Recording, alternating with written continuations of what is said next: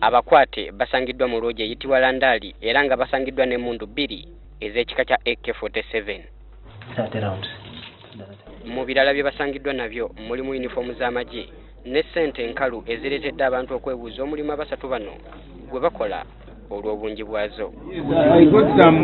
Nti bamagye so tukyanoonyereza confirminga whether it is true bamagye ate bwe baba bamagye bagamba bakolera mu Siguru Islands eri mu under Namayingo so twagala kufuna information kiki ekyabalese mu Busia bwe baba baze mu Busia why didn't they hand over the guns lwaki emundu tebazirese ku police.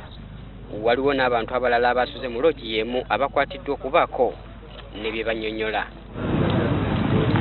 Kyokka mu kiro ekikeesezza olwaleero waliwo edduuka ly'omutuuze omu eryamenyeddwa. Okuduuka ku dduuka ng'omubbi adduse alese ebintu waggulu ku bbaati amasimu gonna agapakinze around 200 pieces manda chargers.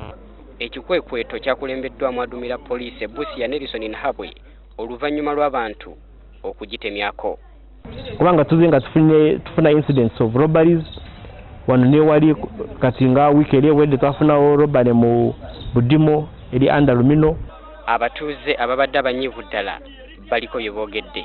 Lwakuba nange genjogerera wano mbadde nkolako akalimu nga ka boda wano Busia ku Majanji Road naye ababbi baanemesa okuvuga boda bankubako ekiso wali kuikweta. Kati bintabudde simanyi kigenda maaso wano mu town.